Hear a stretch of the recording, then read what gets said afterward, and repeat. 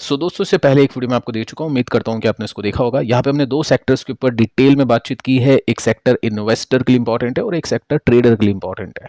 जी हाँ दोस्तों, आपने बिल्कुल सही सुना कि अभी सब कुछ बेच दो, मई के महीने में मार्केट से निकल जाओ और कुछ महीने बाद जब मार्केट सेटल हो जाए तो मार्केट में वापस आ जाओ।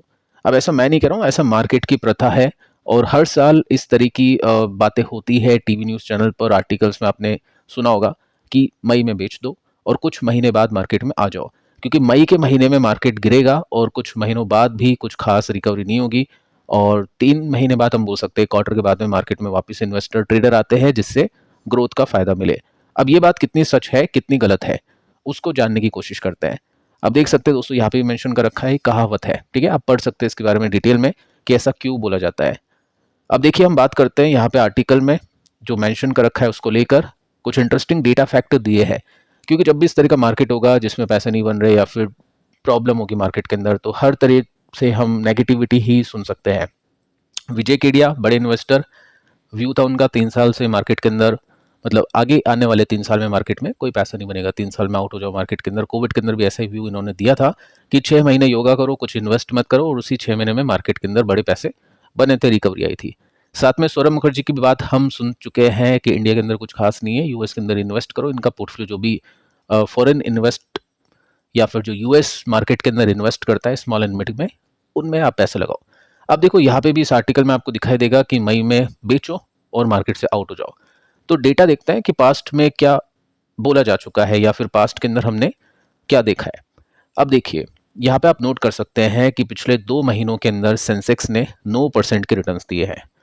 हमने भी टेक्निकल्स में कैलकुलेशन की थी, 10-12% के आसपास के रिटर्न्स बने थे। तो जब भी ऐसी तेजी आती है इंडेक्स के अंदर खराब मार्केट की सिचुएशन में कि 9-10% चल जाता है, तो वो मार्केट उस तरह से भी ले सकता है कि ये एक सेल ऑन राइज वाला पैटर्न हो, क्योंकि मार्केट के अंदर कुछ अच्छी न्यूज़ नहीं है, नंबर्स इतने कुछ खास इंप्रेसिव नहीं है, फ्यूचर की भी कुछ अच्छी प्रिडिक्शन हम नहीं देख पा रहे हैं ट्रम्प टैरिफ वॉर की वजह से।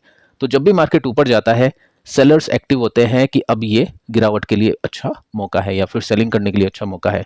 तो 9-10% की तेजी के बाद में मैं पर्सनली मार्केट के अंदर हर महीने इन्वेस्ट करता हूँ। तो उसके लिए भी मैंने आपको बताया था कि मैं वेट एंड वॉच कर रहा हूँ एक डिप का। अगर अभी मिलता है तो वेल एंड गुड, बाद में मिलता है, अगले महीने मिलता है तो ठीक है, वेट एंड वॉच किया जाएगा, क्योंकि ऐसे मार्केट के अंदर डेफिनेटली जब भी कोई तेजी आती है तो फोमो नहीं करना चाहिए। अब देखिए, एफ की भी काफ़ी अच्छी बाइंग हमने देखी। अनरिजॉल्व है ये टैरिफ का डिस्प्यूट, इंडिया पाकिस्तान की टेंशन अभी चली हुई है, अर्निंग्स डाउनग्रेड अभी हो रहा है कंपनीज में। तो पॉसिबल ट्रेंड है कि मई में रिवर्सल हो सकता है। रिवर्सल मतलब अभी मार्केट ऊपर गया है, ब्रेकआउट हुआ है, तो मार्केट नीचे आ सकता है, नेगेटिवली रिवर्सल हो सकता है। अब देखिए, हिस्टोरिकल ट्रेंड देखते हैं कि पिछले 10 साल में, ये आप देख सकते हैं यहाँ पे 10 साल का डेटा यहाँ पे मेंशन है, हिस्ट्री के अंदर 10 साल के अंदर किस तरह के पैटर्न बने हैं, क्या मई में मार्केट गिरा है या फिर नहीं। दोस्तों, यहाँ पे आप नोट कर सकते हैं कि मेंशन किया है कि निफ्टी ने डिलीवर किए हैं positive returns 6 out of 10 years, यानी 10 में से 4 साल के मई के महीने के अंदर नेगेटिव रिटर्न्स बने हैं और 6 बार पॉजिटिव रिटर्न्स बने हैं। तो 60% यहाँ पे प्रोबेबिलिटी दिखती है, पॉसिबिलिटी दिखती है कि बुलिश आउटकम हमको मिल सकता है। ठीक है, तो डेटा तो हमको कुछ अलग बता रहा है, हिस्ट्री का डेटा तो डेफिनेटली यहाँ पे कुछ अलग ही दिख रहा है। अब हिस्टोरिकल व्यू में देखें तो ये फेवरेबल है बायर्स के लिए, क्योंकि मई में इतना नहीं गिरा है मार्केट। अगर ऐसे हम क्रैश की बात करने लग जाए तो ऐसा कुछ नहीं है कि मई के महीने में मार्केट क्रैश हुआ है, ठीक है, लेकिन इस तरह की न्यूज़ आपको मिलेगी और वो आपको समझनी है कि उसके पीछे का रीज़न क्या है, क्यों अभी इस तरह की बातें हो रही है। क्योंकि नेगेटिविटी के अंदर डेफिनेटली आपको फियरफुल ही न्यूज़ देखने को मिलेगी और एक असली इन्वेस्टर फियरफुल सिचुएशन के अंदर ही बाइंग करता है। तो अगर आप इन्वेस्टर हो, आपके हाथ में पैसे हैं, तो ये आपके लिए अच्छी न्यूज़ है, क्योंकि इस तरह के व्यूज़ के बाद में हो सकता है सेलिंग आ जाए, रिटेल इन्वेस्टर्स बेचें, थोड़े से स्टॉक और सस्ते हमको अवेलेबल हो जाए। हिस्टोरिकल डेटा देखें निफ्टी 500 का, तो उसके अंदर भी आप देखोगे ना, तो 10 में से 7 बार मई के महीने के अंदर अच्छे रिटर्न्स दिए हैं। तो sell in May and go away, ये हिस्टोरिकल प्रूव नहीं होता है पिछले 10 साल के अंदर। ठीक है, तो ये सब चीज़ें हम नोट कर सकते हैं। अगर आपको इस तरह के आर्टिकल्स दिखे, वीडियोस दिखे, तो आप समझ लेना कि यहाँ पे हिस्टोरिकल ये सब चीज़ें प्रूव नहीं हुई है। अब देखो, गिरावट तो होती है, यहाँ पे भी मार्केट गिरा था, ये भी मार्केट का डाउन ट्रेंड था, यहाँ पे गिरावट हुई, यहाँ पे छोटी गिरावट हुई और ये भी गिरावट है। लेकिन क्या किसी ने यहाँ पे बाइंग नहीं की होगी, इन्वेस्टर ने? क्या यहाँ पे खरीदारी नहीं की होगी?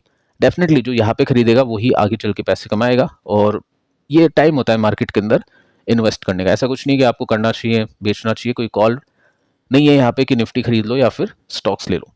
अब देखो पैटर्न का सजेशन आपको पता ही है कि क्या है। डब्लू पैटर्न बना, उसके बाद में ब्रेकआउट हुआ और यहाँ पे अभी मार्केट अटका हुआ है, क्योंकि यहाँ पे कोई भी ट्रिगर मार्केट को नहीं मिल रहा है। ना ही कोई पॉजिटिव ट्रिगर है, ना ही कोई नेगेटिव ट्रिगर है। और चांसेस है कि इंडिया अटैक कर सकता है पाकिस्तान के ऊपर जल्द ही, क्योंकि यहाँ पे सेना को खुली छूट दे दी है। और अगर ऐसा कुछ होता है तो क्या होगा? कुछ नहीं होगा दोस्तों। एक दिन हो सकता है मार्केट नीचे जाए, उसके बाद में क्या होगा, पाकिस्तान रिटेलिएशन तो नहीं कर सकता है, इतनी बस की है नहीं। वो बोल देगा अटैक हुआ ही नहीं, ये सब फर्जी है। तो टेंशन की बात है नहीं। अगेन वहाँ से कोई अटैक होगा नहीं, क्योंकि उनके हिसाब से तो हम अटैक नहीं करेंगे, क्योंकि उनको ऐसा लग रहा है, क्योंकि पिछली बार भी जितनी बार भी स्ट्राइक्स हुई है, हर स्ट्राइक्स का उन्होंने यही कहा है कि इंडिया ने कोई अटैक नहीं किया, ये सब फर्जी बातें हैं। तो ठीक है, जैसे अटैक होगा आई थिंक एक बार मार्केट गिरेगा और उस समय इन्वेस्टर को मौका मिल सकता है, और उसके बाद में आई थिंक ये जो प्रॉब्लम है वो सॉल्व होगी और बाकी चीज़ों को मार्केट देखने की कोशिश करेगा। अब कितना मार्केट गिर सकता है और कैसे रिकवरी आती है, कारगिल वॉर के अंदर क्या हुआ था या प्रीवियस वॉर के अंदर क्या हुआ था, उसकी जानकारी हमने पिछले कुछ दिनों के वीडियोस में डिस्कस की है। थंबनेल पे आपको दिख जाएगा, आप उस वीडियो को भी देख सकते हैं। अब दोस्तों नंबर्स को देखते हैं। यहाँ पे दो इंटरेस्टिंग कंपनीज है जिनके Q4 के रिजल्ट्स आउट हो चुके हैं। फर्स्ट हम देखते हैं इटर्नल को, यानी जोमेटो को। अब देखो यहाँ पे कमेंट्स आए थे पिछले वीडियो में कि नंबर्स बहुत खराब है, पता नहीं 70% के साथ में प्रॉफिट इसका डुबकी मार चुका है, तो क्या कल स्टॉक लोअर सर्किट में जा सकता है क्या? तो देखो एक्सपेक्टेशंस के साथ में आपको मैच करना चाहिए। ऐसा तो आपको 70% किसी कंपनी का प्रॉफिट बढ़ता हुआ देखने को मिलेगा, तो भी नेक्स्ट डे आपको वो स्टॉक गिरता हुआ देखने को मिल सकता है। तो यहाँ पे 5824 करोड़ की सेल्स आनी चाहिए। नेट प्रॉफिट की बात करें तो 42 करोड़ के प्रॉफिट की मुनाफे की एक्सपेक्टेशंस है। सो अब दोस्तों इसके रिजल्ट्स आपके सामने हैं और इसमें आप नोट कर सकते हैं कि 5833 करोड़ की सेल्स आई है कंपनी की और 5824 करोड़ की एक्सपेक्टेशंस थी। तो ठीक है, सेल्स हम बोल सकते हैं इन लाइन है। प्रॉफिट्स को देख लेते हैं तो 39 करोड़ की प्रॉफिट है, 42 करोड़ की एक्सपेक्टेशंस थी।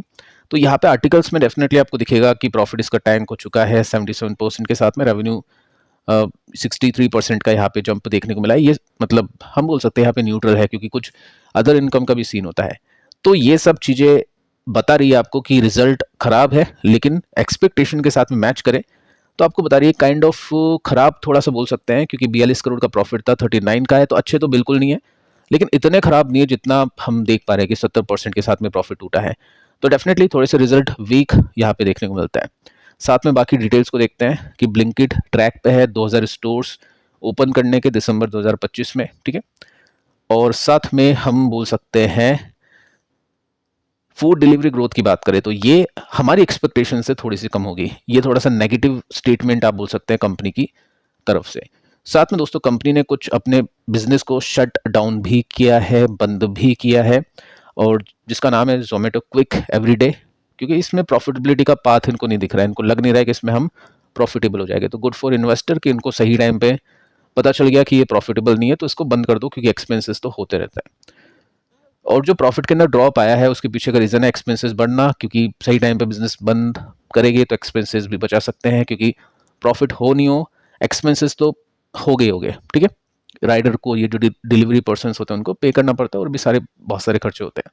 तो एक्सपेंसेस बढ़ चुके हैं 63% के साथ में। ये 6104 करोड़ के तो खर्चे हो गए, ठीक है। तो ये सब चीज़ें हैं जो जोमेटो को काफ़ी कम प्रॉफिट के साथ में Q4 दिखाने पर मजबूर कर चुकी है। पैटर्न को देखें तो यहाँ पे काफ़ी अच्छा स्विंग मिला था, उसके बाद में एक ब्रेकआउट हुआ। अब यहाँ पे देखें तो ये क्या था, रेसिस्टेंस था, तो ये अब इसका सपोर्ट बना हुआ है।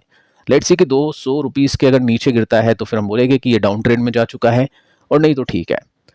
अब हम डिस्कस करते हैं सेकेंड कंपनी को, जिसका नाम है होम फर्स्ट फाइनेंस। इसमें देखिए नेट इंटरेस्ट इनकम है, एक बार हम इसको छोड़ते हैं, प्रॉफिट पे आते हैं सीधे। 101 करोड़ का प्रॉफिट यहाँ पे एक्सपेक्ट किया गया था। तो अब देखिए बिलियन रुपीस में डेटा है, तो मैं आपको इसको रुपीस में कन्वर्ट करके बताता हूँ। ये देखो सीधा प्रॉफिट दिख रहा है, तो ये 105 करोड़ का प्रॉफिट हम बोल सकते हैं, या 100 करोड़ के आसपास की प्रॉफिट है। तो 100 करोड़ की एक्सपेक्टेशन थी, तो इनलाइन नंबर्स है। नंबर्स ना ही बहुत अच्छे हैं ना ही खराब है, नंबर्स हम इनलाइन इसको बोल सकते हैं। साथ में डिविडेंड भी कंपनी ने रिकमेंड किया है 3.70 रुपीज़ का, तो नंबर्स इसके भी इनलाइन देखने को मिलता है। बाकी दोस्तों पैटर्न काफ़ी अंडरस्टैंड करने लायक है, समझने लायक है, क्योंकि ये कुछ सपोर्ट के पॉइंट है यहाँ पे 4 बार स्टॉक सपोर्ट ले चुका है, काफ़ी अच्छे स्विंग्स प्रोवाइड कर चुका है। रेसिस्टेंस अभी थोड़ा-सा ऊपर है, देखते हैं यहाँ तक पहुँचेगा या फिर नहीं। तो पैटर्न काफ़ी समझने लायक है, काफ़ी ईज़ी है। बाकी दोस्तों आज के दिन इतना ही। पिछले वीडियो को आप देख लेना, काफ़ी इंपॉर्टेंट है। मिलते हैं कल किसी और वीडियो में किसी और इन्फॉर्मेशन के साथ। तब तक के लिए शुभ रात्रि।